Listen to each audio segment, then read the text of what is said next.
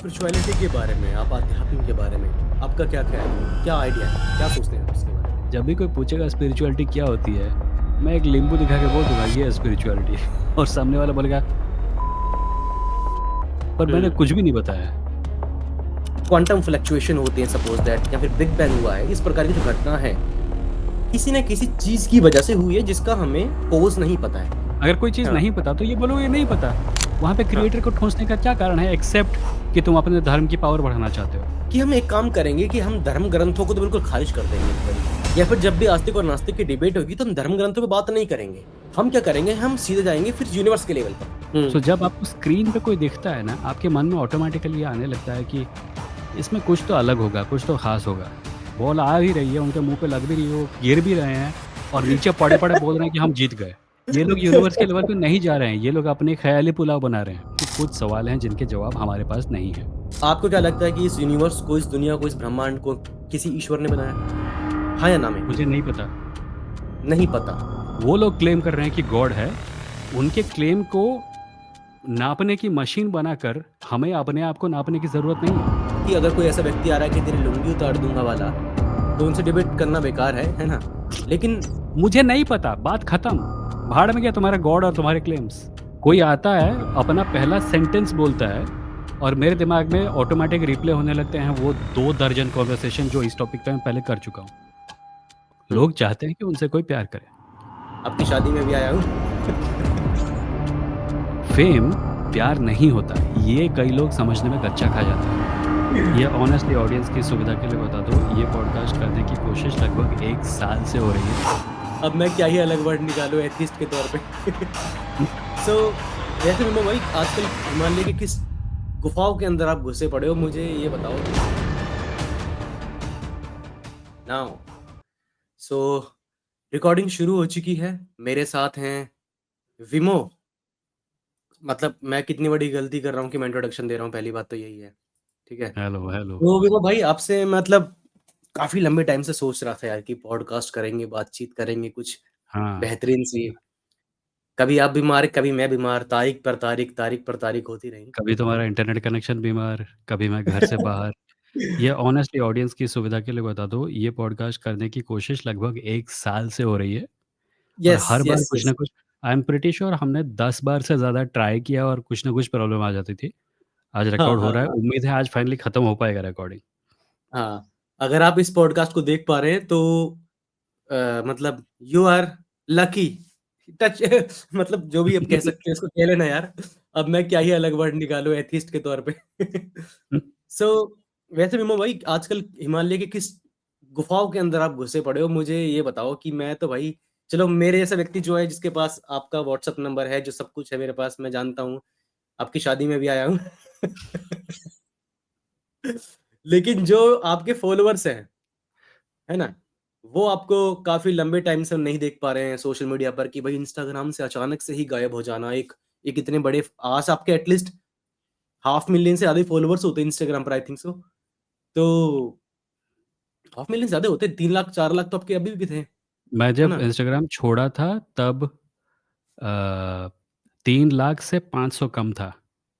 500 कम, हाँ, अच्छा। और अभी रिसेंटली मैंने एक कुछ अकाउंट से एक वीडियो रिट्रीव करने के लिए अकाउंट पे फिर से लॉगिन किया था, तो घट हाँ, के लगभग आई थिंक 50,000 खत्म हो गए, मतलब 2,50,000 हो गए।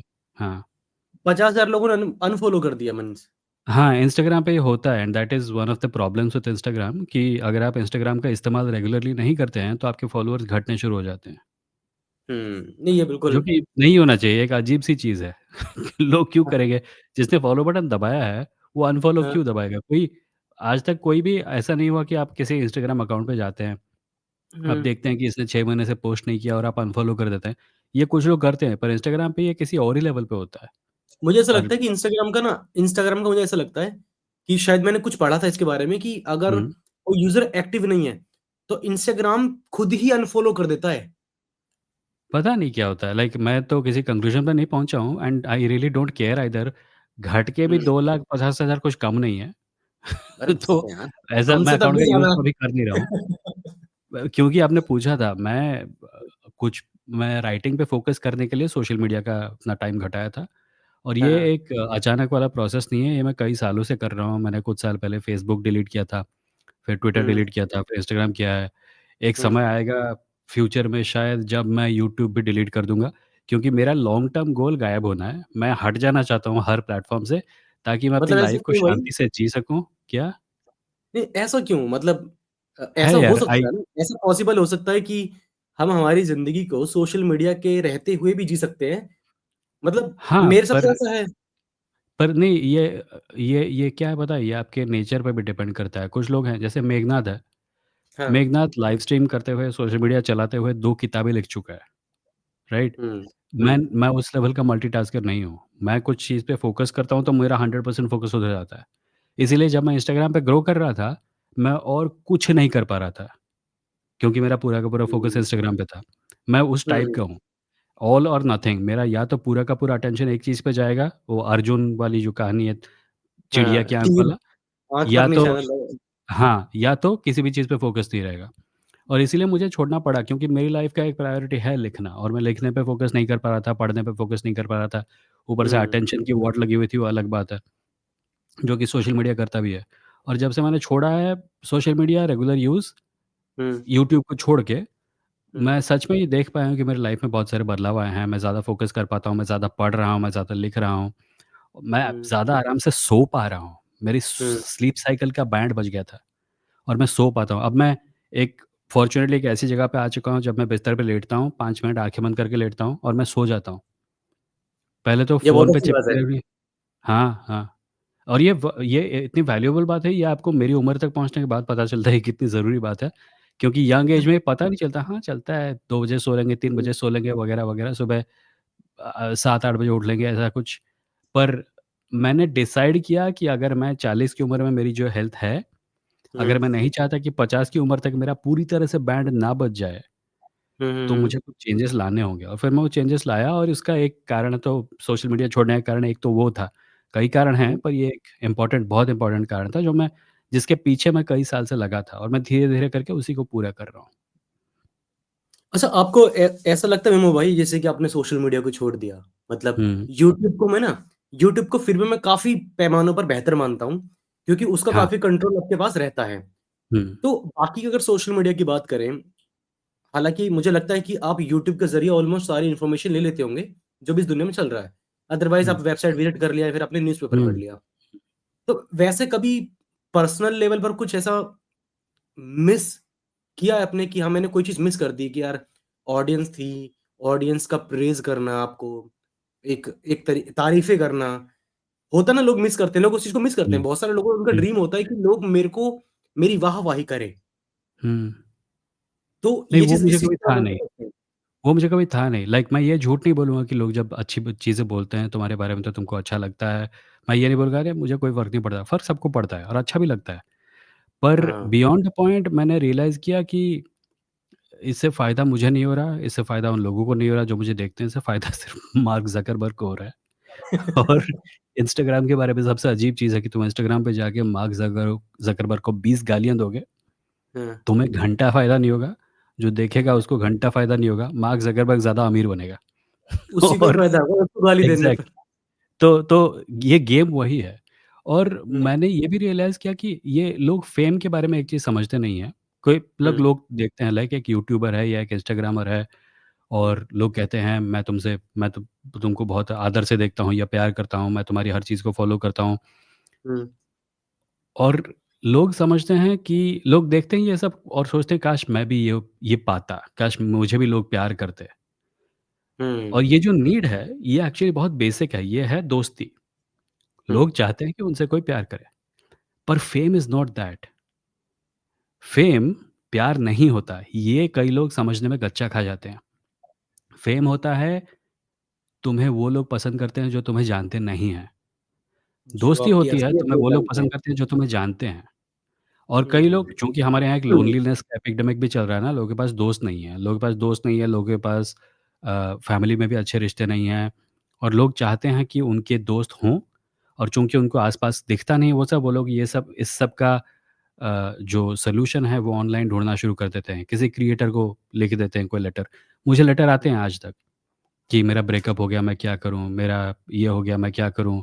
मैं अपने पिताजी को कैसे हैंडल करूँ?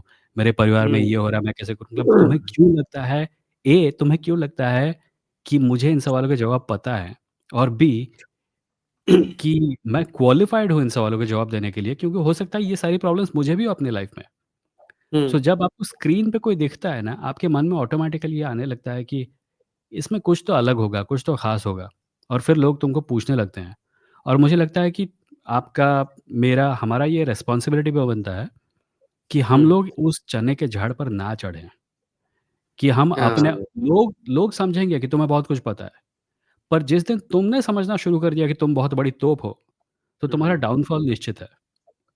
और ये मैंने कई हाँ। साल पहले रियलाइज़ कर लिया था, और मैंने कब ये निश्चय भी किया था कि मैं इस झाड़ पे चढ़ूँगा नहीं। मैं having a huge audience is a good thing, मैं अपना मैसेज लोगों तक पहुँचा सकता हूँ, पर मुझे कभी भी उन चीज़ों पर विश्वास नहीं करना है जो लोग मेरे बारे में कहते हैं।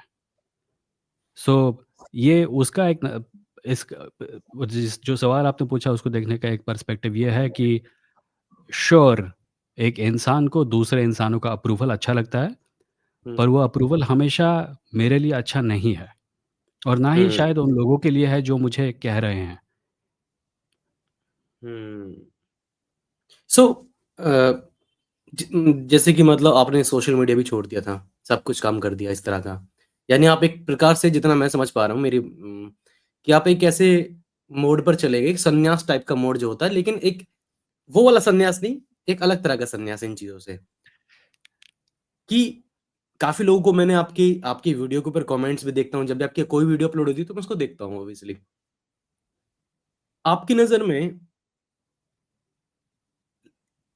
इंसान की ज़िंदगी का मीनिंग क्या है? मीनिंग ऑफ लाइफ़ जो है, जो इस मेरे पॉडकास्ट का, इस पूरी बातचीत का उद्देश्य मेरा यही रहने वाला है कि मैं लोग इसको आँख बंद करके भी सुनते रहें, आराम से हमारी चर्चा को सुनें। कोई ज़रूरी नहीं कि डिस्प्ले देखना, कुछ नहीं होने वाला है, यहाँ पर स्पाइडरमैन नहीं हाँ, आएगा। वीडियो में कुछ ख़ास है नहीं। मतलब दीपक तो फिर भी अच्छा-खासा दिखता है, मेरी शक्ल में कुछ है नहीं देखने को, खाली अरे सुन यार! लेते हो तो भी चलेगा।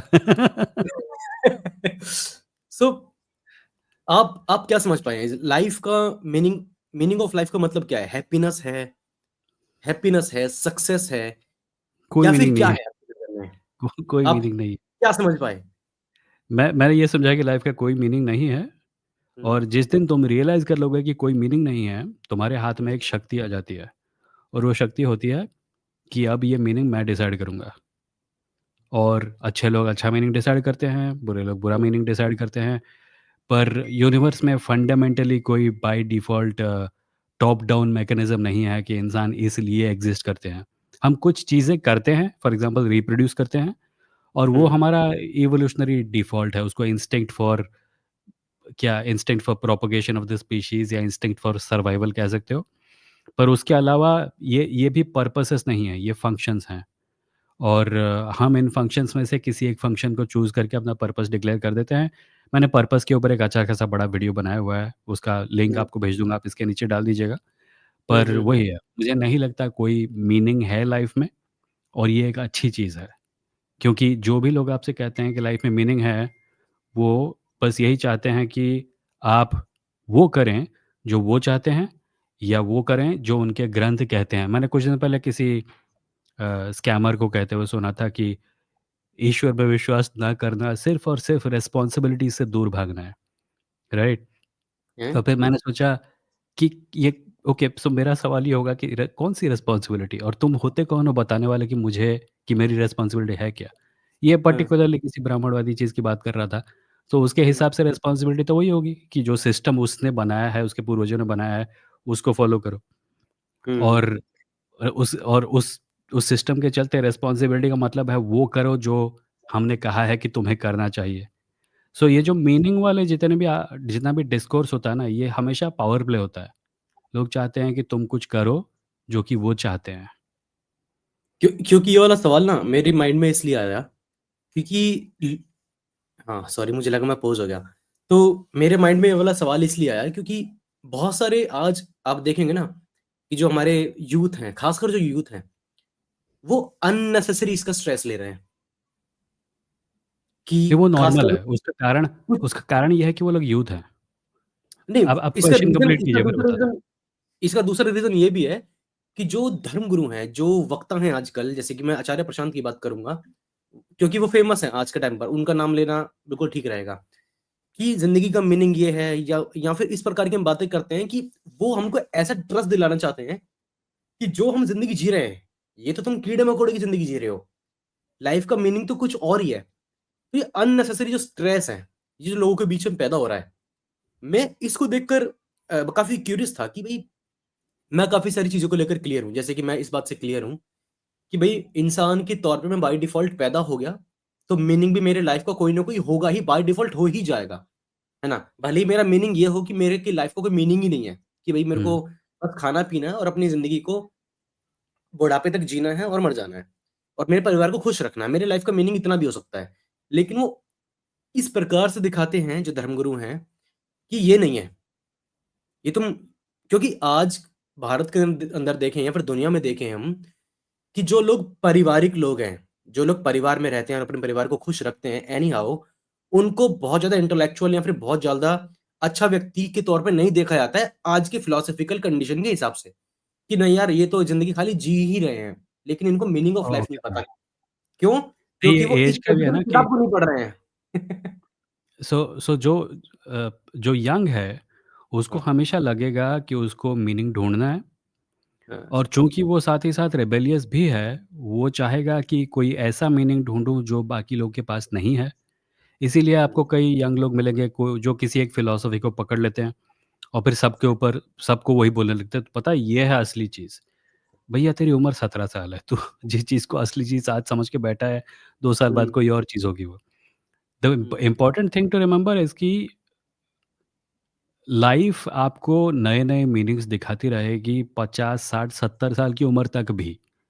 But at some uh, point लोग फ्रीज़ हो जाते हैं। फॉर एग्ज़ाम्पल ये तो एक कहा जाता है साइंटिस्ट द्वारा कि इंसानी ब्रेन 25 साल के बाद ग्रो नहीं करता। मतलब वो उसका जो फाइनल फॉर्म होता है वो 25 साल की उम्र तक उसको मिल जाता है। हुँ, सो हुँ, जो न्यूरोप्लास्टिसिटी होती है, किसी नई चीज़ को एक्सेप्ट करने की क्षमता, इसको मेंटेन करके रखना पड़ता है। आपको जानबूझ के अपने ब्रेन को ओपन रखना पड़ता है, नए आइडियाज़ लेने पड़ते हैं, अपने आप को चैलेंज करना पड़ता है, तब जाके वो रहता है ओपन। अगर आप हुँ, किसी फिलॉसफी को 17-18 साल की उम्र में फाइनल आंसर मान के बैठ जाएँगे, तब तो हुँ। आपका न्यूरोप्लास्टिसिटी उससे पहले खत्म हो जाएगा। और ये जो बिल्कुल। परिवार चलाने वाली सिस्टम को सही ना मानना और ये है, मुझे लगता है इसमें ऐज का भी एक रोल होता है क्योंकि जो लोग मेरी उम्र के हैं मतलब 40 के ऊपर के हैं, उनके लिए तो वही फाइनल मीनिंग है। कई लोग तो ये कहते भी हैं अगर तुमने शादी नहीं की, बच्चे नहीं किए और फलाना उम्र तक इतना इनकम नहीं किया है, घर नहीं खरीदा, तो तुम्हारे लाइफ का हुँ, कोई मतलब नहीं है, ये भी होता है। सो ये सोशल फैक्टर्स हैं, यंग लोगों के ऊपर दूसरा इम्पैक्ट पड़ता है, बूढ़े बड़े लोगों के ऊपर बड़ा दूसरा इम्पैक्ट पड़ता है, बूढ़े लोगों के ऊपर एक तीसरा इम्पैक्ट पड़ता है, सॉरी। हुँ। कोई बात नहीं, बूढ़े लोगों के ऊपर इम्पैक्ट पड़ता है। मुझे डेंगू था, मैं अब भी थोड़ा बहुत खाँस रहा हूँ, वैसे मैं खाँसता तो रहता 1 ही हूँ। सेकंड, 1 सेकंड मैं दोबारा आता हूँ। हाँ, पता क्यों? ये ये बातचीत ना जो मीनिंग ऑफ लाइफ की जो सवाल है, ये इसलिए मेरे को ज़रूरी लगते हैं कि मैं ना कुछ टाइम से एक पॉडकास्ट देख रहा था, कुछ लोगों के। उस पॉडकास्ट में ना लाइफ की सफरिंग को लेकर काफ़ी बातें हो रही थी, कि जो हमारी ज़िंदगी में सफरिंग होती हैं और जो मीनिंग ऑफ लाइफ है, वो उसके बिना बेकार है। समझ पा रहे हैं मेरे कहने का मतलब? कि लाइफ में अगर सफरिंग नहीं है, तो वो हमारी लाइफ का मीनिंग ही नहीं है कि भई अगर तुम हुँ, भागोगे नहीं, दौड़ोगे नहीं, तुम 12-12 घंटे काम नहीं करोगे, मेहनत नहीं करोगे, कमर नहीं तोड़ोगे अपनी, तो फिर तुमने अपनी ज़िंदगी में कुछ वैसा कुछ नहीं किया। तो जो सफरिंग का हसल जो कल्चर। कॉन्टेक्स्ट इसमें जोड़ा जाता है, मैं उस चीज़ को लेकर सोच रहा था कि शायद आप इस बारे में क्या सोचते हैं? बहरहाल तो दोबारा हम टॉपिक के ऊपर आते हैं। तो भाई आप स्पिरिचुअलिटी के बारे में, आप अध्यात्म के बारे में, आपका क्या ख़्याल है? मतलब क्या आइडिया है? क्या सोचते हैं आप इसके बारे में? मैं नहीं सोचता उस बारे में, मैं क्यों सोचूँ उस बारे में? सोचना तो चाहिए भाई, सोचना तो पड़ेगा। सोचना तो पड़ेगा ना। देखो देखो ऐसा है कि ज़्यादातर सवालों के जवाब आप दे सकते हो, हुँ, जहाँ पे आपका जवाब एक आंसर के रूप में काउंट करेगा, पर असल में वो हुँ, आपको कुछ भी नहीं बताएगा। सो फॉर एग्ज़ाम्पल अगर आप मुझसे पूछो what is love? I can say love is a word and I am not wrong, love is a hmm, word, LOVE एक वर्ड है, पर मैंने ट्रू, सवाल का जवाब नहीं दिया, राइट?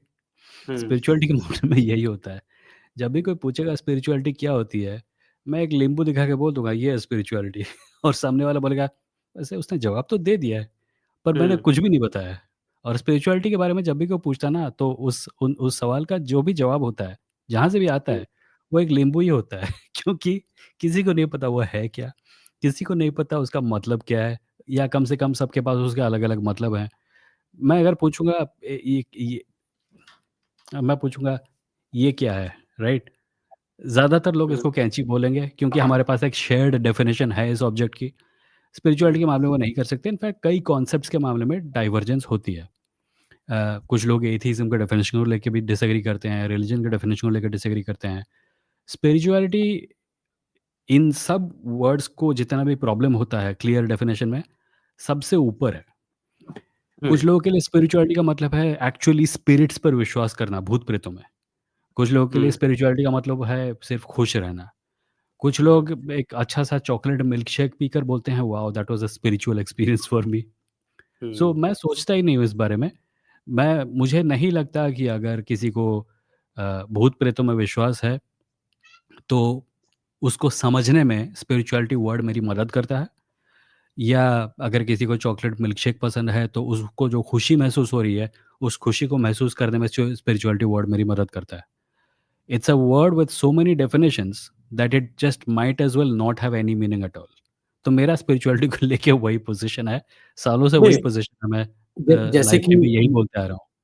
ये तो आपने उस कॉन्टेक्स्ट में बताया कि जिस कॉन्टेक्स्ट में आप समझ पाए हैं, सही समझते हैं। हुँ, हुँ, लेकिन मैं उसी कॉन्टेक्स्ट में बात कर रहा हूँ जिस कॉन्टेक्स्ट में आप बात नहीं करना चाह रहे हैं। मतलब वही कि मैं उस अध्यात्म की बात करना चाह रहा हूँ जिस अध्यात्म को आज प्रमोट किया जाता है कि भई अगर तुम ये अध्यात्म के बारे में नहीं जानोगे या फिर तुम अध्यात्म की पोज़ीशन पे नहीं रहोगे, तो you will lost your inner peace and you will not able to understand the exactly meaning of life, है ना? You lost something, you lost your God, something uh. Like that. इस प्रकार का, तो उसी वाले की बात कर रहा हूँ मैं। हाँ, तो वही बोल रहा हूँ ना वैसे 4 लोग हैं, वैसे 8 लोग हैं, 8000 लोग हैं। हर कोई कुछ और बेच रहा है। ये एक डब्बा है जिस पे लिखा हुआ है जीवनदायी ऑक्सीजन, जो हर कोई आपको बेच रहा है और हर कोई उस डब्बे के अंदर कुछ और बेच रहा है। और इस बात की भी कोई गारंटी नहीं है कि उन सारे 8000 डब्बों में किसी भी एक डब्बे में ऑक्सीजन है। तो इट्स पावर प्ले क्योंकि एक ऐसा नहीं है कि इस्लाम को फ़ॉलो करने वाले स्पिरिचुअल नहीं कहते अपने आप को, ऐसा नहीं कि हिंदू अपने आप को स्पिरिचुअल नहीं कहते, ऐसा नहीं कि क्रिश्चियन अपने आप को स्पिरिचुअल नहीं कहते, पर सबके लिए उसका मतलब अलग-अलग है। सो मैं हमेशा कोशिश करता था जब मैं लाइव स्ट्रीम भी करता था, कि मेरे सामने जो व्यक्ति है, वो हुँ, असल में कहना क्या चाहता है, वो जो कह रहा है उसका मतलब क्या है, उसको समझूँ, ना कि वर्ड के पीछे भागने लगूँ। सो स्पिरिचुअलिटी वर्ड का मतलब I don't think it matters. आप इन फैक्ट आप इन आप इन इसको आप स्पिरिचुअलिटी को हुँ, रिलीजन से जोड़कर देखते हैं कभी? कभी-कभी जुड़ा होता है, कभी-कभी नहीं जुड़ा होता है। इतना ज़्यादा जैसे डाइवर्जेंट है ना ये, कुछ लोग कहते हैं मैं रिलिजियस नहीं हूँ पर मैं स्पिरिचुअल हूँ। एज़ एन एथिस्ट कोई व्यक्ति स्पिरिचुअल भी हो सकता है, मतलब सोचो। डिपेंड करता है उसका मतलब क्या है। अगर मेरे लिए स्पिरिचुअलिटी का मतलब है मीनिंग की तलाश करना, तो श्योर हर कोई मीनिंग की तलाश करता है। It's a fundamental part of human nature. Hmm.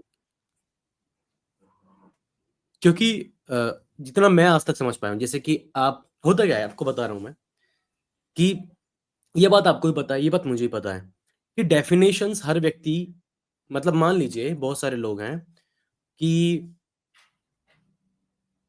Religion की डेफिनेशन बहुत लोग बोलते हैं कि रिलीजन ये नहीं है, रिलीजन ये है, रिलीजन ये नहीं, रिलीजन ये है। आप जो कर रहे हैं वो गलत है।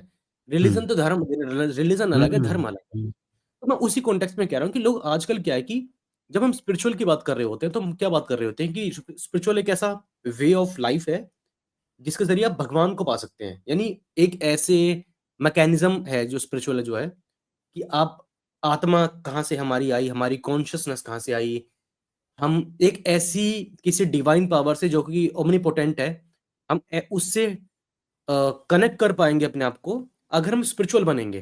तो यहाँ पर मैं जब बात कर रहा हूँ कि मैं बात कर रहा हूँ, देखो, आचार्य प्रशांत की, मैं बात कर रहा हूँ 1-2 गुरु और हैं जैसे कि सद्गुरु की, 1-2 कुछ लोग और हैं जो कि इसी तरह की बात करते हैं। हुँ। तो ये बड़ा कॉम्प्लिकेटेड भी सीन है कि हम स्पिरिचुअल को, भगवान को खोजने का रास्ता मान रहे हैं स्पिरिचुअलिटी को। तो ये बड़ा प्रॉब्लमैटिक मेरे को सीन लगता है कि भाई हम at end of the day हमारे पास उसका फिर भी कोई ऐसा स्ट्रॉन्ग चीज नहीं है कि हम इसको आइडेंटिफाई कर पाएंगे बाद में कि हमें स्पिरिचुअल, मैंने अध्यात्म के जरिए किसी चीज को मैंने आइडेंटिफाई कर लिया, लेकिन जब भी हुँ, वो सिर्फ मेरे तक ही सीमित है, मतलब मैं कह दूं कि मैंने अध्यात्म के जरिए भगवान को पा लिया, मैंने कोई सच हुँ, जान लिया, वो फिर भी मेरे तक ही सीमित है, मैं उसको किसी लोगों को दिखा नहीं सकता हूँ। तो ये एक प्रॉब्लमेटिक मेरे को अध्यात्म के मामले में मेरे को चीज थोड़ी सी लगती है कि प्रॉब्लमेटिक है। हाँ, और बिल्कुल। सबसे बड़ी प्रॉब्लमेटिक चीज मेरे को फिर इसमें ये लगती है कि अ, इसको ऐसे प्रेजेंट किया जाता है कि ये एक प्रोडक्ट बन गया आज के टाइम पर कि भाई ये किताब पर्टिकुलर खरीदो और आप अध्यात्म का ज्ञान ले लो, और तुम्हें इसी किताब में मिलेगा, इससे उसमें गए तो उसमें नहीं मिलेगा, इसी किताब में आपको अध्ययन का ज्ञान मिलेगा। हुँ, तो ये चीज मुझको लगता है कि थोड़ी प्रॉब्लमेटिक रही है हमेशा से, जिस प्रकार से आपने अभी बताया है अध्यात्म को लेकर आपका क्या स्टैंड है, मेरा भी उसी तरह का रहा है। लेकिन मैं फिर भी अभी थोड़ा सा, मैं बस इस बात का मेरे को थोड़ा सा वो रहता डर कि कहीं मैं अपने रिजिडनेस के चक्कर में मैं कोई चीज लूज ना कर दूं, तभी मैं उसी को थोड़ा सा और क्लोजली देखना चाह रहा हूँ कि क्या पता कुछ तो हो थोड़ा बहुत, है ना, कि जो इन ये कुछ तो सोच रहे होंगे, मैं इतना समझदार नहीं हो सकता ना, अगर कोई हुँ। व्यक्ति कोई अध्यात्म के नहीं हो बारे में सकता, इतना बोल रहा कोई नहीं हो है सकता, ना। पर चूँकि तुम मुझसे पूछ रहे हो, मैं तुमको इसका मुझे लगता है इसका जो कारण जो मुझे अपनी ज़िंदगी में अब तक समझ में आया है, वो है वो है डर। और ये हम्म। डर किसी एग्जिस्टिंग एंटिटी का नहीं है, ये डर है इस बात का कि शायद आउट देयर समवेयर कोई ट्रू आंसर है, या हम्म। वन ट्रू गॉड है, या वन ट्रू फिलॉसफी है, या one true way of life है, और अगर मैं उसको नहीं पाता हूँ तो मैं मिस आउट कर जाऊँगा। ये फोमो है, ये एक कॉस्मिक लेवल पे, स्पीशीज़ लेवल पे हम सबका एक बहुत बड़ा फोमो है। और इससे बचने का तरीका एक्चुअली उससे भी ज़्यादा डरावना है। क्योंकि हम्म। अगर कोई व्यक्ति ढूँढ रहा है एक किताब या एक फ़िलॉसफ़ी या एक धर्म या एक भगवान, जिसके साथ एक बार वो चिपक गया अच्छे से ना, तो उसको पूरी ज़िंदगी किसी चीज़ को करने की ज़रूरत नहीं है। ये प्रॉब्लम का सॉल्यूशन कुछ लोग मानते हैं है, जबकि हमने देखा है कि एक्चुअली ज़्यादा समस्याएँ पैदा करता है सॉल्यूशन की जगह। सॉल्यूशन है अपने आप को इस झूठ से आज़ाद कर दो कि कोई एक जवाब है किसी सवाल का। क्योंकि जब तुम हाँ। कर दोगे, तो तुम्हें ये महसूस होगा कि ज़िंदगी सीखने के लिए है। हम्म। तुमको जो भी जवाब मिलने हैं, वो तुमको सैकड़ों, हज़ारों किताबों से मिलेंगे, सैकड़ों, हज़ारों सोर्सेज़ से मिलेंगे, लाइफ़ की इन्फ़िनिट कॉम्प्लेक्सिटी से मिलेगी। ये मुश्किल है एक्सेप्ट करना, इसीलिए बहुत से लोग नहीं कर पाते। लोग कहते हैं, "यार नहीं, ये इतना पूरी ज़िंदगी मैं ढूँढूँगा सच को और फिर भी कोई गारंटी नहीं है कि सच मिलेगा या नहीं मिलेगा।" नहीं, मुझे अभी के अभी एक सिंपल आंसर चाहिए। इनफैक्ट विज्ञान की वजह से हमें जो भी फ़ायदा हुआ है, वो ये हुआ है कि विज्ञान ने हमें वो जो one true answer to all questions इससे आज़ाद किया था। क्योंकि विज्ञान फंडामेंटली जो साइंटिफिक मेथड जिसको कहते हैं, वो फंडामेंटली इस बात पे आधारित है कि हमें सब कुछ नहीं पता। ये एक मेथड है जिसका इस्तेमाल करके हम कुछ एक्यूरेट प्रेडिक्शंस कर सकते हैं, एंड दैट्स इट। इस मेथड का इस्तेमाल करके हमें जो चीज़ें पता लगेगी, हम उनके ऊपर 90% रिलाय कर पाएँगे, और इससे बेहतर हो ही नहीं सकता। क्योंकि हो सकता है जिन चीज़ों को हम नहीं जानते हैं या जिन चीज़ों को हम जानते हैं, ये हमें लगता है, हो सकता है कल को ये भी गलत साबित हो जाए, राइट? सो ये जो कांस्टेंट क्यूरियोसिटी वाली स्टेट है, हम्म। मुझे लगता है ये एक ज़्यादा, ये वर्ड मैं थोड़ा एडवाइज़रली यूज़ कर रहा हूँ, इवॉल्व्ड स्टेट है। जो हम्म। लोग क्यूरियोसिटी को दरकिनार करके किसी एक चीज़ को पकड़ कर कसकर चिपक जाते हैं ना, मुझे लगता है वो गलत तरीका है। अगर आप उस तरीके से अपने आप को आज़ाद करने में सफल हो गए, तो जो भी बनता है, जो भी बचता है लाइफ में, उसको चाहे स्पिरिचुअलिटी कहो, चाहे रिलिजन कहो, चाहे एथिज़्म कहो, कोई फ़र्क नहीं पड़ता। Because you become a better human being as a result of it.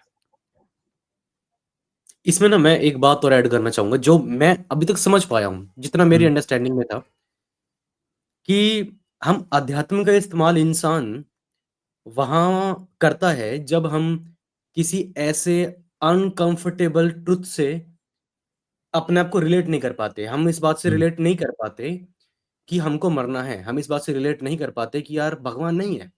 हमको हुँ, ये चीज़ भी डाइजेस्ट नहीं होती कि यार हमारा कोई क्रिएटर नहीं है। हमें ये बात भी हुँ, डाइजेस्ट नहीं होती है कि मरने के बाद हमारी आत्मा जैसी भी कोई चीज़ नहीं होगी।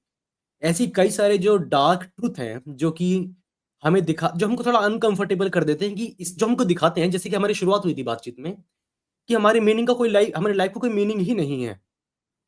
तो उस चीज़ को हील करने के लिए मुझे लगता है कि अध्यात्म का इस्तेमाल हुँ, किया जाता है कि बिल्कुल। यार अगर मैं गलत नहीं तो मेरे को ऐसा लगता है कि लोग इसी चीज़ का इस्तेमाल करते हैं, अध्यात्म का इस्तेमाल हुँ, इसी तौर पे करते हैं। हुँ, तो बिल्कुल। बिल्कुल सही कहा तुमने और इसका कारण भी देखो ना, एक इतना बड़ा यूनिवर्स है जिसके हुँ, ओर-छोर हमें दिखते नहीं हैं और दिखेंगे भी नहीं, वो लाइट की स्पीड से ज़्यादा स्पीड पर एक्सपैंड कर रहा है। और ट्रू। उस यूनिवर्स में के एक छोटे-सी गैलेक्सी के एक छोटे से कोने के एक प्लैनेट पर हम हैं हुँ, और हम अकेला फ़ील करते हैं। एज़ अ स्पीशीज़ हम छोटा महसूस करते हैं और अकेला फ़ील करते हैं एंड ये डर हमारा इतना पुराना साथी है कि जब से हमने होश सँभाला है, लाइक सिविलाइज़ेशन की शुरुआत हुई या ह्यूमन बीइंग्स अपने आप को एक ह्यूमन बीइंग्स के रूप में देखना शुरू कर पाए, ये डर हमारे अंदर तब से घुसा हुआ है। और मुझे इस चीज़ को देखकर बिल्कुल भी आश्चर्य नहीं होता कि हमने धर्मों का हुँ, निर्माण, आइडियोलॉजीज़ का निर्माण किया, फ़िलॉसफ़ी की न का निर्माण किया, गैस मारी, जितना अच्छा गैस हो सका हमसे, इस हुँ, छोटी-सी के बावजूद हमने मारा और उन हुँ, गैसेज़ के चलते एक-दूसरे पर अत्याचार किए, युद्ध लड़े, मरे, मारे, ये सब भी किया। पर जिस कंडीशन में हम हैं, इस प्लैनेट पर एक स्पीशीज़ के रूप में, सेंटिएंट स्पीशीज़ के रूप में, उस कंडीशन को अगर तुम ज़ूम आउट करके देखोगे कभी ना, तो तुमको बिल्कुल भी आश्चर्य नहीं होगा कि हमने ये सारा बकवास बनाया अपने आस-पास। क्योंकि हम अकेला फ़ील करते थे, हमें डर लगता था, लगता है, ये सब डर का हुँ। नतीजा है और ये डर इनेस्केपेबल है। ऐसा मैं ये नहीं कर रहा हूँ डरना बंद कर दो, मुझे नहीं पता इस डर से मुक्ति कैसे मिलती है। हम इस डर से नहीं बच सकते और इसीलिए हम धर्म और इस प्रकार की चीज़ों से कभी बच नहीं सकते। ये हम हमेशा करेंगे। हुँ, हुँ, बिल्कुल, बिल्कुल। और कुछ वीडियोज़ मैंने आपके देखे थे, तो उन्हीं से मैं कुछ सवाल लेना ज़्यादा बेहतर रहेगा, क्योंकि मैं जब हम जिस ज जब आप डर डर की बात कर रहे हैं, जब आप बात कर रहे हैं कि भई हमारी लाइफ़ में हमको बहुत सारे डर हैं। उसी तरह से एक डर होता है कि आदमी की मौत का, और मुझे लगता है कि वो सबसे मेजर डर है। हुँ, उससे बड़ा डर नहीं है, कोई सा भी। हुँ, उससे बड़े डर होते हैं लोगों की जब लोग सुसाइड वगैरह कर लेते हैं, भई सुसाइड कर हुँ, लिया। पता नहीं क्या ही ऐसा रहा होगा किसी व्यक्ति की ज़िंदगी में जिसने सुसाइड कर लिया हो। हुँ। तो वो पता जब नहीं उसको किस प्रकार ज़िंदगी का। इतनी ज़्यादा डरावनी लगने लगी कि उसके कंपैरिज़न में मौत ज़्यादा बेहतर लगने लगी। हाँ, हाँ, हाँ, उसको मौत लगा कि ये ईज़ी है, हाँ। ज़िंदा रहने से बेहतर है। तो ये है कि लाइफ़ में ऐसी बहुत सारी घटनाएँ हैं जो कि हमको सोचने पर मजबूर करती हैं कि भई ज़िंदगी के मीनिंग के बारे में, फिर हम उसको हील करने के लिए जब हमको सच पता लग जाता है, तो उसको हील करने के लिए फिर हम अध्यात्म का, फिर स्पिरिचुअलिटी का मतलब हम मीनिंग ऑफ लाइफ़ ढूँढने लगते हैं। और जो कि अच्छा, वैसे आपको लगता है कि मीनिंग ऑफ लाइफ़ ढूँढना भी कोई गलत चीज़ है या फिर सही चीज़ है? नहीं, मैं गलत और सही के रूप में नहीं देखता इसको, ये बस एक चीज़ है। हम अगर मैं हम हम हम यहाँ पे हैं, हुँ, राइट? और हम हुँ, देखते हैं कि हमारे आस-पास जो भी चीज़ है वो किसी न किसी काम आती है और हाँ, फिर हम अपने आप को देखते हैं आईने में, बोलते हैं हम किस चीज़ के लिए हैं और फिर हम अपना हुँ, पर्पस ढूँढने लगते हैं। कई केसेस में हम लोगों को हमारे माँ-बाप जो पर्पस पकड़ाते हैं, हम उसी को मान लेते हैं हमारा पर्पस, ये तेरा धर्म है। इन लोगों से नफ़रत कर, इन लोगों पर अत्याचार कर, इन लोगों को इन लोगों के लिए काम कर, इन लोगों की पूजा कर और इन लोगों का कहा हुआ हमेशा मान। ये 4 रूल सो हैं और तू इनको मान लेगा तो ये तेरा पर्पस है। हाँ, क्या बोल ऐसे रहे थे? अगर हम बातचीत करेंगे, मान लो जो हम आप बात कर रहे हैं और मैं भी कर रहा हूँ, हुँ। मुझको थोड़ी हँसी आ रही है इस बात पर कि लोगों को लगेगा यार फिर तो हम मतलब एक तरीके से निहिलिज़्म की तरफ हम जा रहे हैं कि यार कुछ नहीं है, देयर इज़ खाना-पीना नथिंग छोड़। Wrong with nihilism. मैं नहीं, मैं मैं एग्ज़ैक्टली ये मैं मना बिल्कुल नहीं कर रहा हूँ। नाइहिलिज़्म में कोई गलती नहीं है as long as you are being responsible about it. Exactly मैं वही कह रहा हूँ, हुँ, निहिलिज़्म में कोई गलती नहीं है, लेकिन जिस प्रकार की वो फ़िलॉसफ़ी है, तो निहिलिस्ट व्यक्ति अगर होगा तो वो कहीं जैसे कि जब मैं घर छोड़ के चला जाऊँ और मैं मुझे कोई मतलब नहीं मेरी माँ से, मेरे पिताजी से, मेरे पेरेंट्स से, जितने भी लोग हैं। तो मैं और मुझे कोई मतलब नहीं पड़ता क्योंकि मेरे लिए वो कुछ है ही नहीं, उन्होंने मेरे को पैदा तो कर ही दिया है। इस प्रकार का जो निहिलिस्ट जो स्टैंड है। वो तुम्हें गैर ज़िम्मेदार टाइप में कभी-कभार बना देता है, जो कि नहीं होना चाहिए। तो कुछ हुँ, फॉल्ट हैं, जो कि आप बोला कि आप रिस्पॉन्सिबल हो, दैट इज़ ओके। सो थोड़ा-सा इस चर्चा को मैं थोड़ा आगे बढ़ाना चाहता हूँ, क्योंकि आपने इसके ऊपर कई बारी बात की भी है, तो मुझे लगता है हुँ, कि और बेहतर इसके ऊपर बात हो सकती है और अच्छे से बात हो सकती है कि एथिज़्म जो है, जो नास्तिकता है, जो नास्तिकवाद है, हुँ, आपसे मैंने जितनी बार भी मैंने आपसे बात की है, मैंने आपको व्हाट्सएप पे वॉइस नोट छोड़ा और आपका व्हाट्सएप पे वॉइस नोट मेरे पास आता है कि आपकी एथिज़्म की डेफिनिशन मेरी अलग है। हुँ। तो मैं वही जानना चाहता हूँ कि आपकी जो एथिज़्म की डेफिनिशन है और जो आम चल रही है और एकेडमिकली जो एथिज़्म की डेफिनिशन है, वो एग्ज़ैक्टली क्या है? और आपकी क्या है? और अलग क्यों है? ये कई सारे सवाल आ गए अब। अलग इसलिए देखो, वर्ड्स की डेफ़िनेशन हमेशा कंसेंसस से बिल्ड होती है। अगर एक श फॉर एग्ज़ाम्पल मैं एक आम पकड़ के तुमको दिखाता हूँ और बोलूँगा ये क्या है? तुम बोलोगे ये आम है। क्यों? क्योंकि जब ये वस्तु तुमने पहले देखी थी तो तुम्हें बताया गया था कि ये आम है, राइट? उस हुँ, वस्तु में ऐसा कुछ भी नहीं है जिसकी वजह से उसको आम कहा जा रहा है। पर उस वस्तु को रेफ़र आम, खाने करने के वाला लिए आम। हाँ, हाँ, हाँ। अच्छा ठीक उसके है। बारे में बात करने के लिए हमें एक शब्द चाहिए था, इसलिए हमने चूज़ किया आम। और तुम मानते हो उसका नाम आम है, मैं मानता हूँ उसका नाम आम है, इसलिए जब हम उस शब्द चीज़ के बारे में बात करते हैं, तो हम लोग आम शब्द का इस्तेमाल करते हैं। हुँ, डेफिनिशंस कम फ्रॉम कंसेंसस। अगर तुम और मैं एग्री करते हैं कि उस वस्तु का नाम आम है, तो उस वस्तु का नाम आम है, राइट? इट्स अ ये यूटिलिटी पर डिपेंड करता है। ऐसे कई शब्द हैं जिनके मोर देन वन डेफिनेशन होते हैं। एथिज्म का भी मोर देन वन डेफिनेशन है और इस केस में ये दोनों डेफिनेशंस रिलेटेड हैं। सो मेरा जो डेफिनेशन है, उसके अंतर्गत एकेडमिक डेफिनेशन आता है, नहीं आता, ये मैं एकेडमिक्स पे छोड़ता हूँ। पर एकेडेमिया के अंदर एथिज्म का जो डेफिनेशन है, वो हुँ, अक्सर एकेडेमिया के बाहर नहीं होता है। अब मैं आता हूँ, ये एकेडेमिया के बाहर वाला डेफिनेशन एक्सेप्टेबल क्यों है? ये एक्सेप्टेबल उसी वजह से है जिस वजह से आम का डेफिनेशन एक्सेप्टेबल है। इट हैज़ करेंसी, इसको वाइडली यूज़ किया जाता है, इसका इस्तेमाल करके बहुत सारे लोग अपने आप को डिस्क्राइब करते हैं और ये इतना वाइड है कि कई फिलोसोफर्स भी इसको एक्सेप्ट करते हैं। इनफैक्ट एक किताब है ऑक्सफोर्ड हैंडबुक ऑफ एथिज्म, उसमें इस डेफिनेशन को एक्सेप्ट किया गया है। अब एक किताब है जिसको ऑक्सफोर्ड के फिलोसोफर्स ने लिखा है, एथिज्म के बारे में लिखा है, उसमें इस डेफिनेशन को एक्सेप्ट किया गया है। फिर भी कुछ लोग चाहते हैं कि उनका डेफिनेशन एकमात्र डेफिनेशन बन के रहे। इसके ऊपर मैंने एक लंबा-सा वीडियो बनाया था, जिसमें मैंने कहा था कि ये उसी थॉट प्रोसेस का एक्सटेंशन है, जहाँ पे लोग कहते हैं, there is only one God, there is only one true religion etcetera, etcetera. ये लोग एथिज्म का भी वन ट्रू डेफिनेशन बनाना चाहते हैं और चाहते हैं कि हर कोई उसको सब्सक्राइब करे, ताकि उनके लिए काम आसान हो जाए। अनफॉर्च्यूनेटली लाइफ इज़ कॉम्प्लेक्स और कई लोगों का एथिज्म का डेफिनेशन वाइड वाला है। सो मैं अपने आप को एग्नोस्टिक एथिस्ट कहता हूँ। मेरा मतलब ये है कि मैं नहीं जानता कि गॉड है या नहीं, एंड देयरफॉर चूँकि मैं नहीं जानता, मैं इस बात को नहीं मान सकता कि गॉड है, और मैं इस बात के बारे में जो क्लेम किए जाते हैं कि गॉड है, मैं उन पर यकीन नहीं करता, and that is what makes me an atheist. It's that simple. ठीक है। सो अगर मैं गलत होता हूँ, मैं अब जो बात करने वाला हूँ, अगर मैं गलत होता हूँ, आप मेरे को बताना कि हाँ, मैं इसमें गलत सोच रहा हूँ या फिर हुँ, सही सोच रहा हूँ। क्योंकि जब हम एथिज़्म की बात कर रहे होते हैं, बेसिकली जब हम बिल्कुल बेस बात करते हैं एथिज़्म की, चलो आज इतनी सारी डेफिनिशंस और इतने सारे आइडियाज़ और आइडियोलॉजी एथिज़्म को लेकर ही डिफरेंट डिफरेंट लोगों की हमारे सामने हैं। हुँ, लेकिन जितना मैं समझ पाता हूँ कि जब शुरुआत रही होगी एथिज़्म की, जब बात करें, ऑलमोस्ट ऐसा तो नहीं कि कोई एक पॉइंट से शुरुआत हुई होगी, पॉइंट से तो नहीं हुई है। ये बस हुई है शुरुआत। लोग थोड़ा-थोड़ा बात करना शुरू किया है। तो अब मैं बता रहा हूँ, जैसे कि मैंने बचपन से जो सुना एथिज़्म के बारे में, मैंने ये सुना कि एथिस्ट लोग वो होते हैं जो कि ईश्वर के अंदर भरोसा नहीं करते, कि कोई ऐसे ईश्वर का भरोसा नहीं करते कि किसी ईश्वर ने, और खासकर किसी ऐसे ईश्वर ने जो कि इंसानों जैसे दिखने वाला ईश्वर है, उसने इस दुनिया को नहीं बनाया है। और एथिज़्म में हम ये भी कहते हैं कि हम उस वाले ईश्वर को नहीं मान रहे हैं जो कि धर्म ग्रंथों के अंदर निहित है। हुँ, हम उन ईश्वरों की बात कर रहे होते हैं।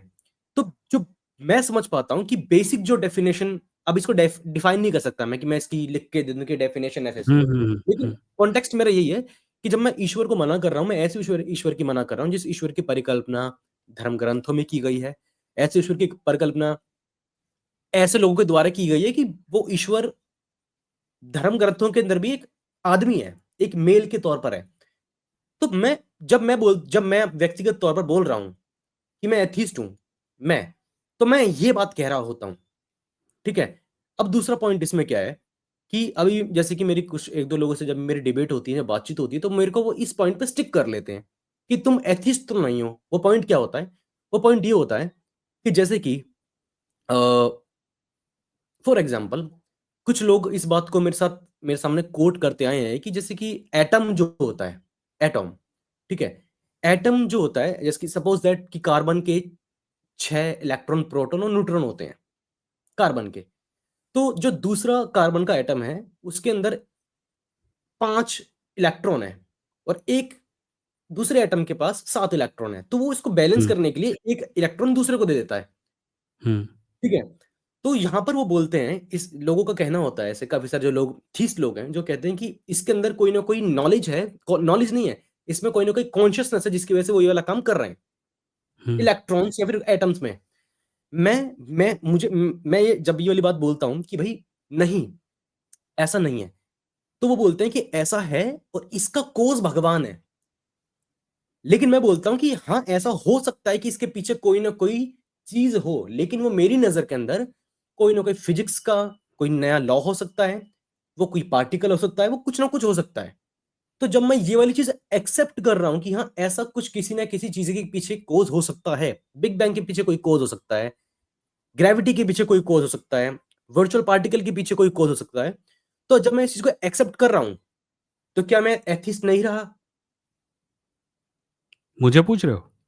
हाँ, मैं वही पूछ रहा हूं आपसे कि क्या मैं एथिस्ट नहीं रहा इस चीज में? देखो, यहाँ पे जो ट्रिक चल रहा है ना, वो ये है कि वो कोई नेचुरल प्रोसेस को लेते हैं हाँ, और उस नेचुरल प्रोसेस के पीछे जो मिस्ट्री है, जो हमको नहीं पता है, उसको उठाते हैं हाँ, और गॉड को लेके वहाँ पे ठूँस देते हैं। ये बहुत जो हमेशा पुरानी से ट्रिक होता है, है यार। इसको गॉड ऑफ द गैप्स कहते हैं कि हाँ, हमारी अंडरस्टैंडिंग और ये वाली चीज़ तो इसके बारे में आई एम श्योर थियरीज़ हैं। इवोल्यूशन के बारे में कई थियरीज़ हैं, जहाँ भी लोगों को गैप मिलता है, वहाँ गॉड को ठूँस देते हैं। इसको गॉड ऑफ द गैप्स कहा जाता है क्योंकि ये प्राइमरीली इग्नोरेंस पर बेस्ड होती है। अगर कल को इस प्रोसेस के पीछे जो कारण है, वो पता चल गया, तो क्या हम्म, ये लोग मानना बंद कर देंगे कि गॉड नहीं है कि गॉड है? नहीं, ये गॉड को उठाएँगे, किसी और गैप में ठूँस देंगे। ये हमेशा चलता रहेगा। ये इसका इसका जवाब देने का सबसे सरल तरीका जो मैं इस्तेमाल किया करता था, जब मैं लाइव स्ट्रीम किया करता था तब, वो ये था कि ओके, तुमने इस यूनिवर्स की एक चीज़ को लिया और कहा कि ये कैसे होती है हमें नहीं पता और मैं क्लेम कर रहा हूँ कि ये गॉड की वज़ह से होती है। क्या ये तुम हर प्रोसेस के बारे में कहने को तैयार हो?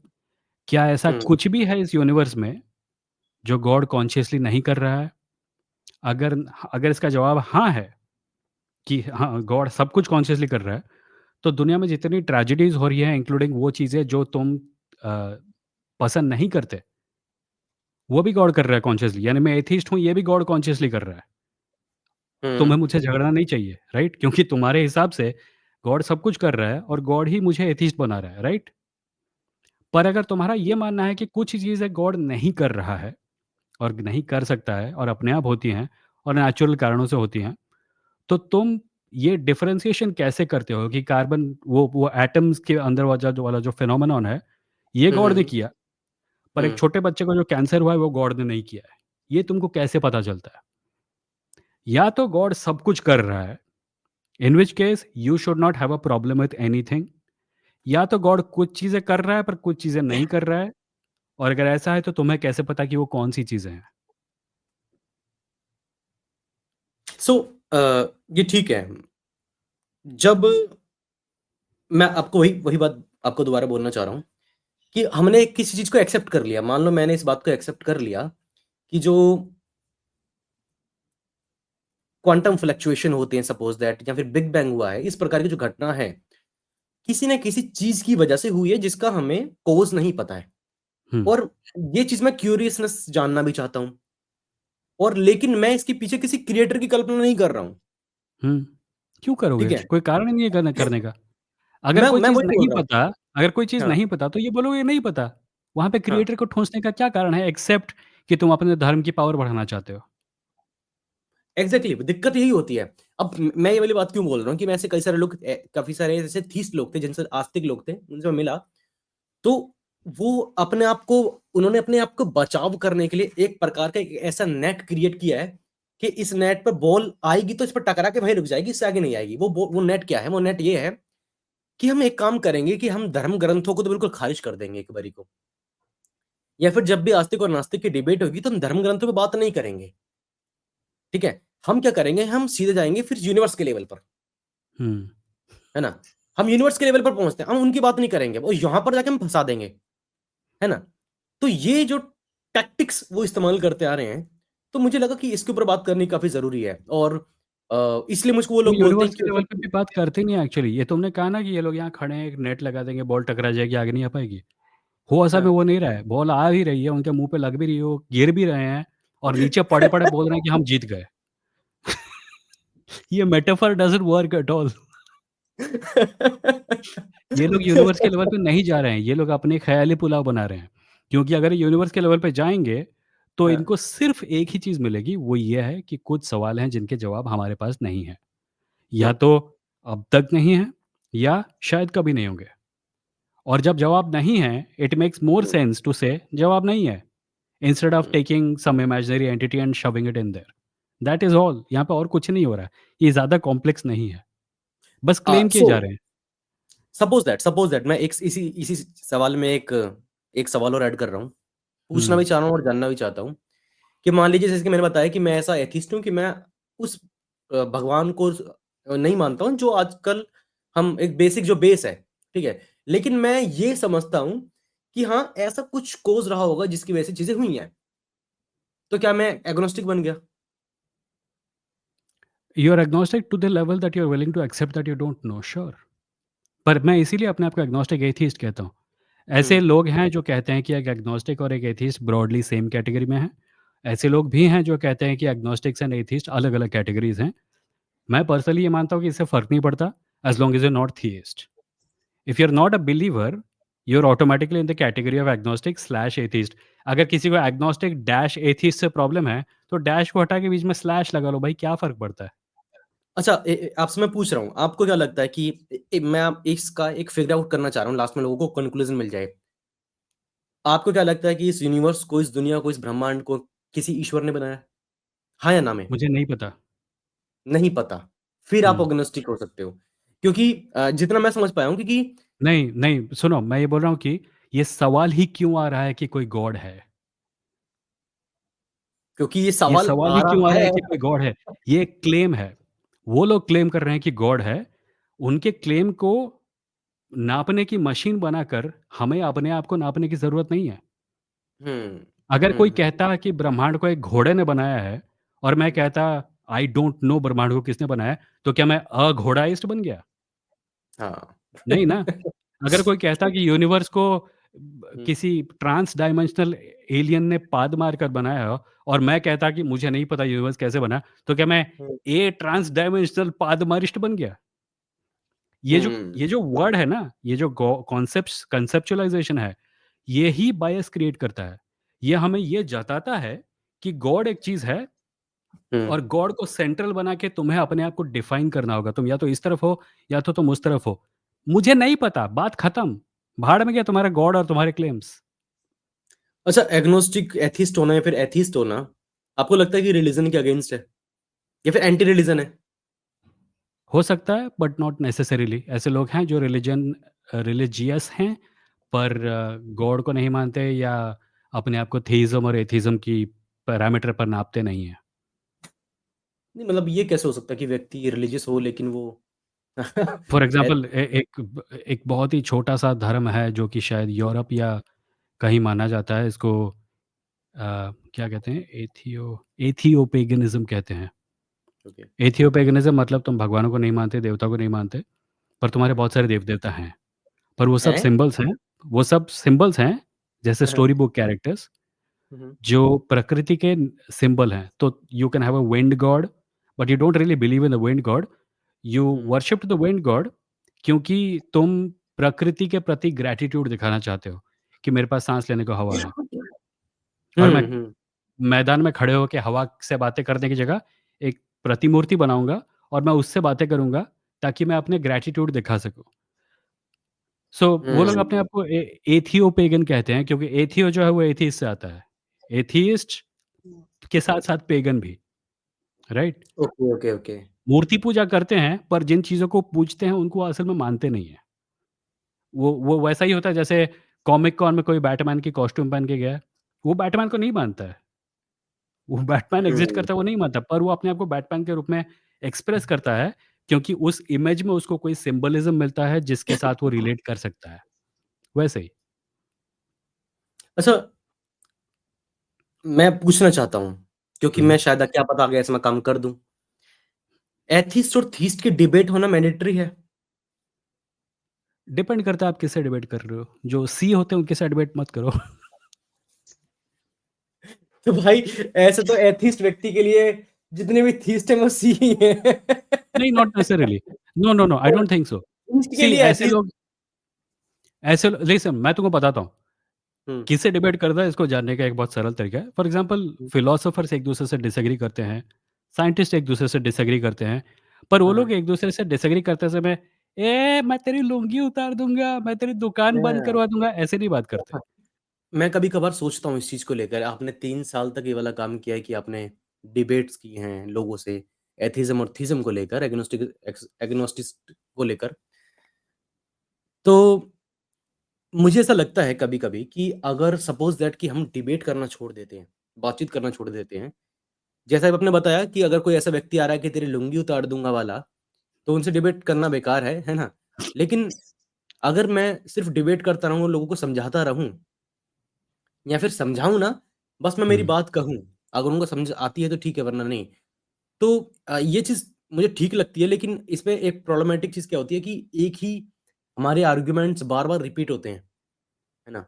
और उस चीज़ को लेकर मैं खुद आप 3 साल से कर रहे हैं, मैंने बस 1 डेढ़ साल किया और उसमें मैं बोर हो गया था पूरी तरह से। हुँ, लेकिन फिर इसके अंदर नई चीज़ें किस तरह से मतलब ऐड करें कि भई ये चीज़ अगर मैं एथिज़्म के फ़ील्ड में जा रहा हूँ, मतलब मैं इसको एक फ़ील्ड देख रहा हूँ।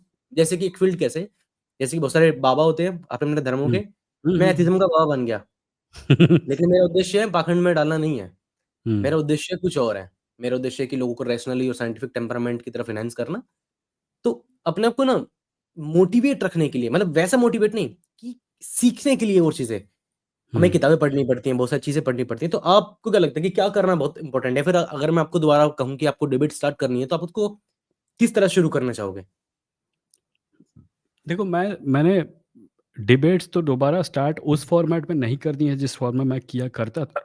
क्योंकि हुँ, मैंने रियलाइज़ किया 3 महीने बोला 3 साल बाद हुँ, कि मैं जब बैठता था स्ट्रीम शुरू करता था, ऑलमोस्ट 90% ऑफ द टाइम मुझे पहले से पता होता था कि पूरे एपिसोड में क्या होने वाला है। कोई आता है, हुँ, अपना पहला सेंटेंस बोलता है और मेरे हुँ, दिमाग में ऑटोमैटिक रिप्ले होने लगते हैं वो 2 दर्जन कन्वर्सेशन जो इस टॉपिक पे मैं पहले कर चुका हूँ, राइट? हुँ, मुझे सोचना नहीं पड़ता था। लोग कहते हैं कि यार आप इतना पिन पॉइंटेड कैसे जवाब दे देते हो? हुँ, इसलिए क्योंकि मैं 25,000 बार ये चीज़ बोल चुका हूँ भाई, मुझे याद है लिटरली रट्टा मारा हुआ है। मुझे पता हुँ, है कि मैं ये बोलूँगा तो वो क्या बोलेगा, उसके जवाब में मैं कौन से 2 चीज़ें बोल सकता हूँ और उनके जवाब में वो क्या 4 चीज़ें बोलेगा, उन सब के जवाब मैं क्या-क्या दूँगा वो सब, राइट? सो मैंने रियलाइज़ किया कि या तो मैं इसको कंटिन्यू कर सकता हूँ ऐसे ही जॉयलेसली क्योंकि इसमें मुझे कोई एक्साइटमेंट नहीं मिलता और हुँ, कंटेंट क्रिएशन करते समय जो ऑडियंस होती है वो अक्सर ये चीज़ रियलाइज़ नहीं करती। But the stress actually comes from the fact कि जिस जॉय के साथ आपने कंटेंट क्रिएशन शुरू किया होता है, वो जॉय हुँ, कहीं बह जाती है और आप इवेंचुअली काम के रूप में शुरू कर देते कैमरा ऑन किया, बातें की, बंद की, लोगों को दिखने लगता है आदमी बोर हो चुका है। अपने वीडियो अपने लाइव स्ट्रीम के दौरान फ़ोन चेक कर रहा होता है आदमी, ये होने लगता है। सो मैंने रियलाइज़ किया कि मैं जब यूट्यूब पे लॉग ऑन करता हूँ वीडियो अपलोड करते समय, मैं चाहता हूँ कि मैं एक्साइटेड फ़ील करूँ, मैं चाहता हूँ कि मैं खुश फ़ील करूँ, मैं चाहता हूँ कि मैं लोगों के साथ कुछ ऐसा फ़ील करूँ जिसने मुझे खुशी दी।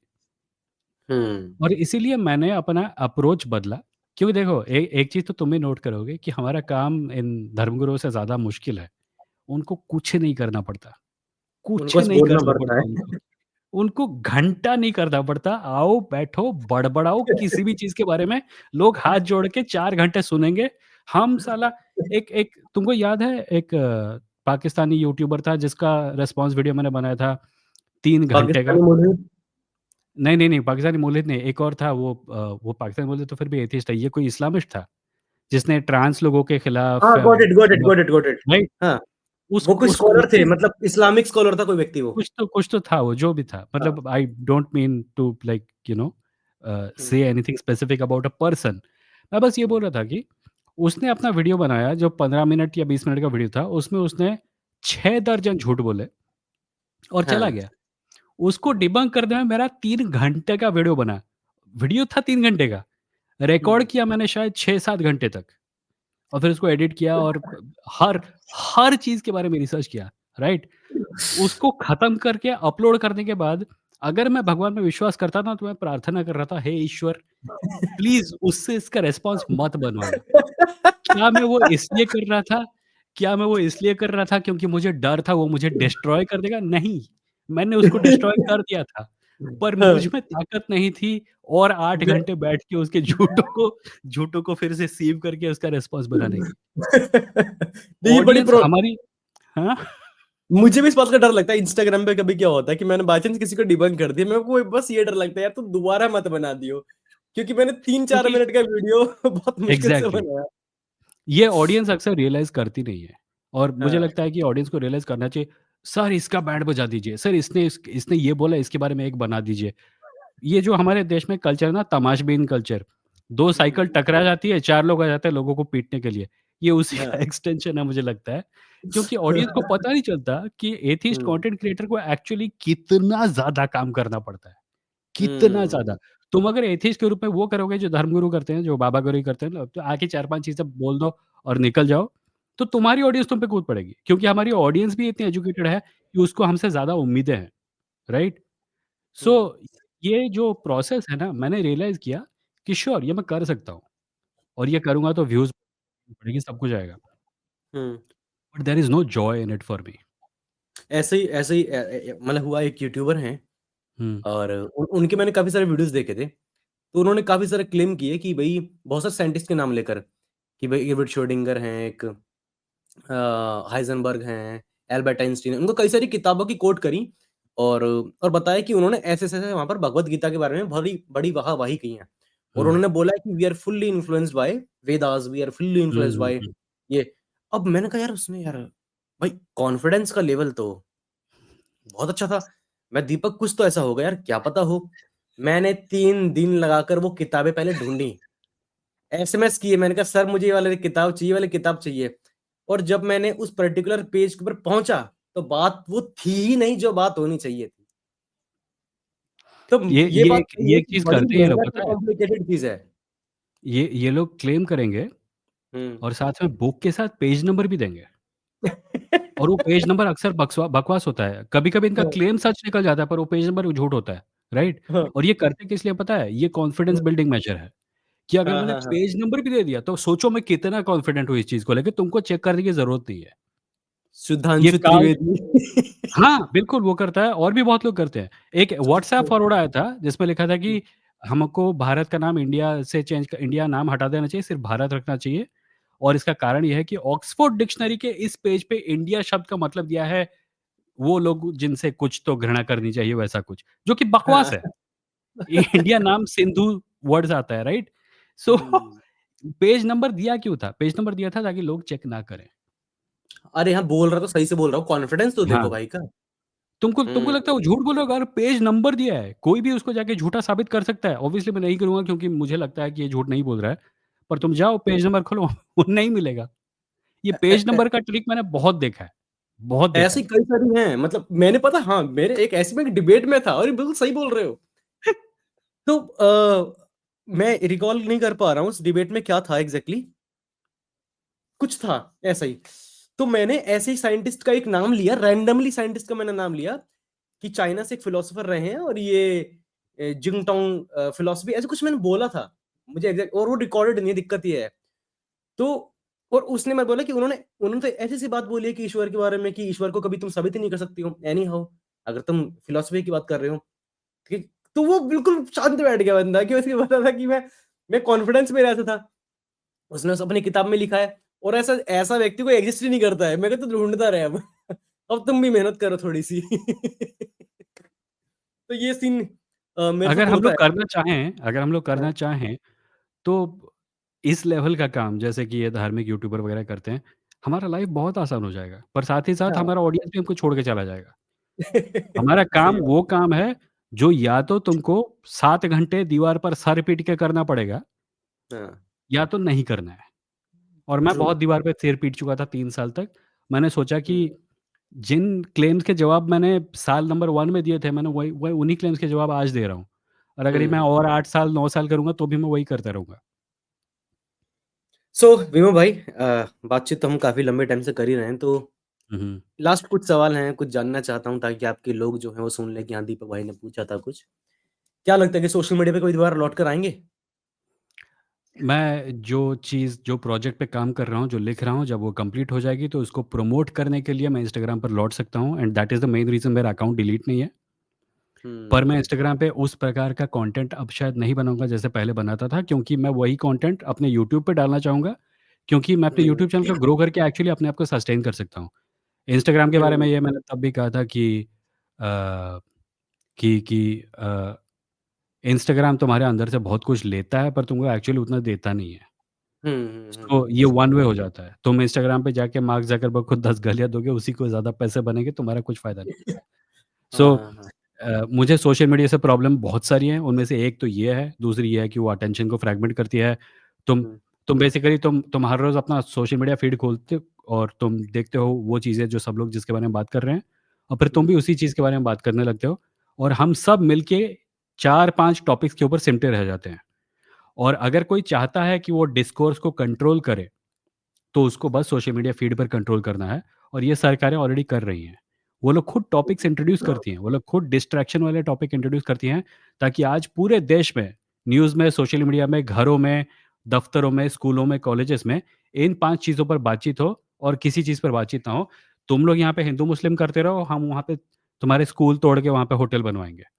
तो ये जो प्रोसेस है ना, ये इससे आज़ाद होने के लिए, ओरिजिनल थिंकिंग के लिए, कुछ ऐसा सोचने के लिए जो कि दूसरे नहीं सोच रहे हैं, सोशल मीडिया छोड़ना मुझे लगा ज़रूरी हो गया था। सो बहुत-बहुत शुक्रिया आपका यूँ भाई समय देने के लिए और बहुत-बहुत शुक्रिया thank you Deepak. Internet internet देवता का, जिसने 4 बार में हमारे इस पॉडकास्ट को शूट करने का सौभाग्य हमको दिया है। मुझे आई एम उम्मीद है कि श्योर, अगली बार अगर आज नहीं होता ना, तो मैं अब कभी तुमसे बात नहीं करता। मैं स आई मैं स्वेयर खुद नहीं करता। ऑडियंस मैं ऑडियंस बोलने के लिए वाला बोल था दूँ, कि फ्लाइट के टिकट करके दो। साल भर से हम लोग कोशिश कर रहे हैं। हर बार कुछ ना हाँ, कुछ आता, दीपक को कोई काम आ जाता था, मुझे कोई काम आ जाता हाँ। था, किसी की तबीयत खराब हो जाती थी। मैंने पॉडकास्ट पे जाना बंद कर दिया है, पर मैंने दीपक दीपक ने मुझे और मैंने दीपक को दोनों को लटका कर रखा था, क्योंकि मैंने हुँ, वादा किया था कि मैं एक ना एक बार आऊँगा इस चैनल पे। हुँ। तो वो हाँ, हाँ, फाइनली हाँ। आज हो गया है। सो ओके, बहुत-बहुत धन्यवाद, बहुत-बहुत शुक्रिया इस खास बातचीत के लिए। उम्मीद है कि अगली बार जब पॉडकास्ट करेंगे आप दिल्ली आएँगे और बिल्कुल। दिल्ली में कहीं हम बैठ के जगह मैं लोकेशन बता दी है, प्लीज़ कोई आप टाइम बम लेकर मत आना वहाँ पर। So thank you so much विमो भाई, लगे रहें, हमारे बीच एक नया फिलॉसफर तैयार हो रहा है, विमो और बहुत जल्द आप उनकी किताब पढ़ेंगे और ये मैं मैंने नहीं प्रमोट करने बोला, वाला इसने प्रोजेक्ट बोला है। करूँगा। मैंने अपने आप नहीं को मैं फिलॉसोफर नहीं बोला है, इसने बोला है। मैं कोई बात पहले नहीं, क्लियर कर दूँ, मैं अपने आप को फिलॉसोफर नहीं कहता।